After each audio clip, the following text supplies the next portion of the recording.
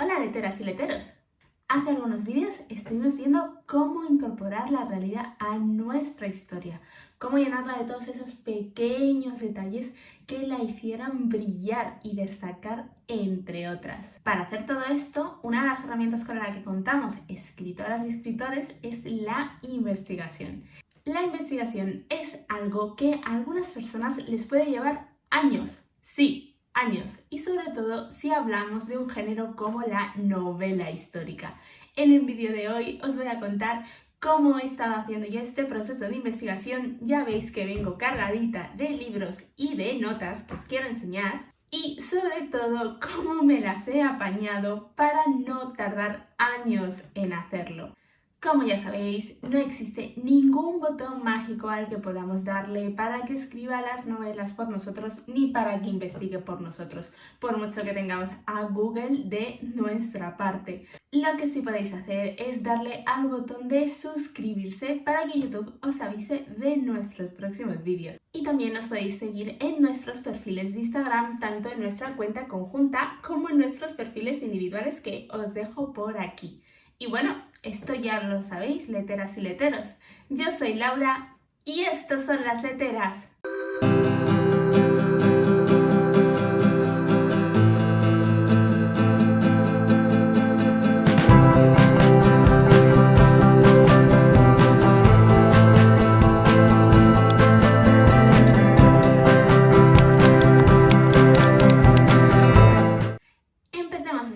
Suponiendo que queremos escribir una novela histórica, lo primero que tenemos que hacer es decidir en qué época y en qué lugar va a suceder nuestra historia. Pongamos un ejemplo clásico. Imaginemos que me decís que queréis escribir una novela de la época victoriana porque os encanta y vuestro libro favorito es Orgullo y Prejuicio. Pues digamos que en este caso nos hemos desviado un poquito de la época histórica que queríamos abarcar. Y para explicar esto me voy a poner las gafas de personalista. Ahora que he ganado un par de puntitos en coeficiente intelectual, os explico.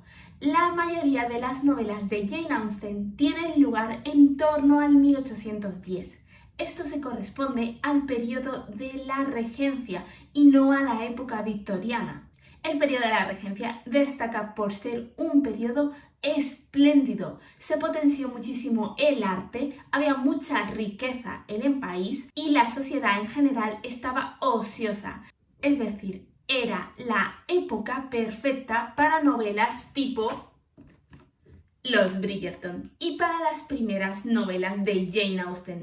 Después de la regencia viene la famosa época victoriana, que empezó en 1830 con la coronación de la reina Victoria. En esta época tenemos la revolución industrial, la modernización del Imperio Británico y además hubo algún que otro cambio social. Volviendo a nuestra querida Jane Austen, un reflejo de todo esto se puede ver en otro de sus libros, en este caso Jane Eyre, en el que tenemos una protagonista que es más independiente si lo comparamos con otros libros escritos previamente por la autora. Otro ejemplo sería Cuento de Navidad de Charles Dickens, que fue un cuento que él utilizó para denunciar las grandes brechas que existían en la época victoriana entre las clases más pudientes y las clases más empobrecidas. Después de esta pequeña clase de historia, imaginemos que ahora sí ya tenéis claro en qué momento vais a situar la vuestra. ¿Por dónde empezaríamos? Bueno, tenemos varias herramientas para buscar información acerca de periodos de la historia. Por supuesto, tenemos Google, pero también tenemos libros especializados, tenemos bibliotecas, novelas situadas en ese mismo periodo histórico y material en varios idiomas. Para poder guiaros un poquito entre todas ellas, os voy a contar mi experiencia. La historia que estoy escribiendo ahora mismo, el proyecto Hiedra, tiene lugar a principios del siglo XX. El siglo XX fue un periodo muy convulso y pasó de todo, incluido 2 guerras mundiales. Y de hecho es un periodo histórico en el que muchos escritores se suelen apoyar. ¿Pensáis que buscar en Google cómo se vivía en el siglo XX me sirvió de algo? No, había demasiados resultados. Lo primero que hice fue delimitar los años en los que iba a tener lugar mi historia. Principios del siglo XX, vale, pero ¿cuánto? Hay novelas que tienen lugar durante unos meses muy específicos, mientras que otras abarcan décadas. Yo me quedé en un punto intermedio y decidí situar mi historia antes, durante y después de la Primera Guerra Mundial.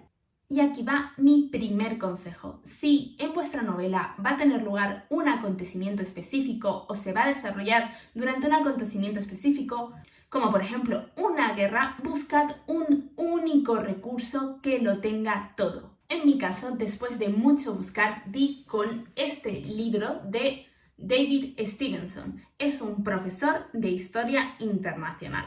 En este libro, que como veis es un buen tocho, cubre absolutamente todo lo que sucedió durante la Primera Guerra Mundial. Seguramente aquí habrá mucha información que no utilizaré, pero lo que sí tengo claro es que al ser un acontecimiento tan grande, que alguien haya hecho la investigación por mí y me lo haya puesto fácil, entre comillas, en un único sitio, me ayuda muchísimo con la tarea. Pero con esto no lo he arreglado todo. Vamos a ver por dónde seguir.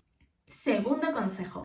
Tienes que tener muy en la cabeza lo que quieres reflejar. Primero a nivel general, después en los momentos específicos en los que transcurre tu historia y por último el en día. Esto, dicho así, a lo mejor nos dice mucho, pero voy a explicarlo con la ayuda de mis amigos los post-its. La clave no está solo en los post-its, sino también en los colores que tiene cada uno. Y os voy a explicar qué significan. 3 de estos colores se pueden utilizar para cualquier historia y 2 de ellos los utilizo para cosas específicas que necesito sí o sí para el proyecto Yedra. Lo tengo por aquí. Primero de ellos, el color azul. Este color lo utilizo para reflejar el ambiente. Es decir, cuando se entra en un determinado lugar, hace frío, hace calor, está oscuro, es acogedor y sobre todo, ¿por qué? Este color me ayuda a identificar cómo se va a sentir mi personaje al entrar en ciertos lugares o pasar por determinados. Seguimos con el post-it amarillo. Este post-it lo utilizo un montón para las descripciones de los lugares y los objetos de la época. Cómo eran las habitaciones, cómo eran los salones, cómo era poner un pie en la calle. Todo eso va asociado al color amarillo.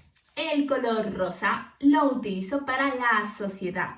¿Qué quiero decir con esto? Pues bueno, lo utilizo para cualquier cosa que me revele las costumbres de la época, la forma de hablar, lo que pensaba la gente, lo que estaba bien, lo que estaba mal. Todas esas cosas van asociadas al rosa. ¿Y qué pasa con los dos colores que me he saltado? El verde y el naranja. Bueno, empecemos por el naranja. Si habéis sido avispados, os habréis dado cuenta que en el libro de antes tenía ya algunos post-its naranjas. Porque sí, este color naranja lo utilizo para todo lo relacionado con la Gran Guerra, que es algo que sí o sí necesito para mi historia. Y por último tenemos el color verde. El color verde representa todo lo que tiene que ver con la medicina, los cuidados médicos de la época. ¿Por qué? Porque parte de mi historia tiene lugar en un hospital, entonces necesito saber cómo se trataban los enfermos de la época. Ahora viene mi tercer consejo, que es: respeta el código de colores y guarda toda tu investigación en un único lugar. A mí lo que más me ayuda es la herramienta de Scrivener. Allí tengo tanto el borrador de mi historia como toda la investigación previa. Y lo que hago es organizarla en base a los colores que os he comentado antes. Si no tenéis Scrivener, no pasa nada. También se puede usar cualquier procesador de texto que tengáis a mano. Lo importante es, una vez que decidáis las categorías y los colores que queréis usar, es que tengáis la información compartimentada en base a ellos, no un batiburrillo de cosas o un documento de Word que no acaba nunca, en que en la primera página se describen lugares, en la segunda se habla de la medicina y en la tercera se habla de los cotilleos de la época. Tener la información compartimentada ayudará después para incorporar todos estos datos a la novela y que parezca natural, no que parezca que le estás dando al lector información por dársela. Y realmente aquí está la clave, ir soltando poco a poco estos pedacitos de información conforme nuestros personajes se vayan moviendo y la trama vaya avanzando. Pero aún no hemos terminado de recopilar toda la información.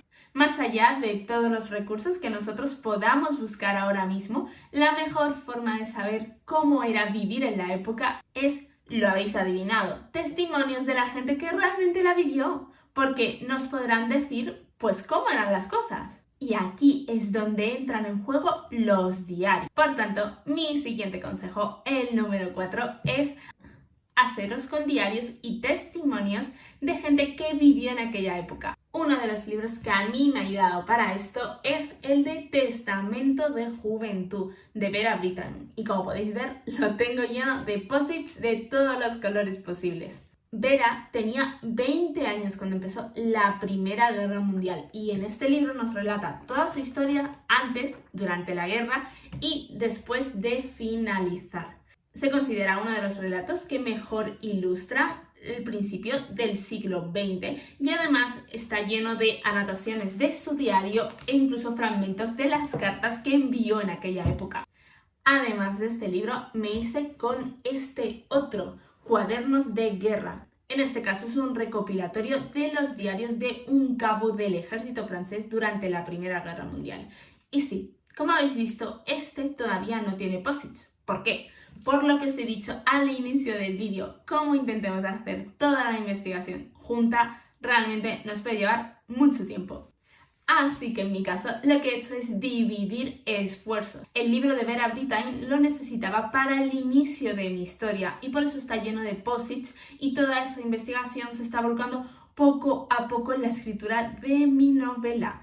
Pero este segundo libro realmente puede esperar un poquito y lo que haré es que cuando llegue al punto de la historia que necesito reflejar cosas que pensaba y por las que pasaba un cabo de infantería del ejército francés, en ese momento dividiré esfuerzos y me pondré a investigar. Vamos con el último consejo, el número 5, y es que os apoyéis en el trabajo que autoras y autores han hecho antes que vosotros. Hay libros que están magníficamente escritos, no solo por la pluma del autor, sino también por todos esos pequeños detalles de época que han ido incorporando. Y eso nos revela que han hecho una buenísima investigación. Lo que podemos hacer es revisar sus libros y sobre todo su bibliografía. En mi caso, un libro que me ha servido muchísimo es el de las hermanas Romanov, de Helen, a ver si lo pronuncio bien, Rapaport. Sí, espero que está bien pronunciado. Bueno, este libro nos cuenta la vida de las hijas del último zar y la verdad es que es súper interesante. Como veis, lo tengo lleno de posits y más importante, más allá de los posits que yo pueda poner, es la bibliografía del final. Este libro tiene páginas y páginas de las fuentes consultadas. Para que os hagáis una idea, este libro tiene todo esto de bibliografía, porque la autora ha hecho un trabajo de investigación excelente. Entonces, ¿por qué no aprovecharlo? A mí me ha ayudado mucho ver este libro, ver qué bibliografía ha consultado y cuál me podría servir a mí. Con esto finalizaríamos los consejos que tengo que daros por el día de hoy. Creo que tanto con el vídeo anterior que os dejaré por algún sitio como con este vídeo hemos cubierto todos los aspectos de una buena investigación. Recordad que los pequeños detalles son fundamentales en cualquier historia. Los lectores, además, somos unos grandes imaginadores. No sé si esta palabra existe, pero creo que pilláis más o menos el punto por donde quiero ir. Los pequeños detalles que hayamos podido recopilar durante la investigación ayudarán a que los lectores se imaginen mucho más rápido una escena, un lugar, un acontecimiento y se sumerjan muchísimo más rápido en nuestra historia, por lo que realmente aportan muchísimo valor y hacen que nuestra novela destaque con respecto a otras. Si queréis saber más, si tenéis alguna duda o simplemente queréis contarnos algo, por favor, pasaros por abajo que estamos deseando leeros. Si aún no lo habéis hecho y queréis estar al tanto de los próximos consejos de escritura que iremos sacando, podéis darle a la campanita de suscripción de YouTube. Además, también podéis seguirnos en nuestra cuenta de Instagram, tanto la cuenta conjunta como nuestras cuentas individuales. Os dejamos toda la información por aquí abajo. Que tengáis una fantástica escritura, letteras y letteros. Hasta el próximo vídeo. ¡Chao!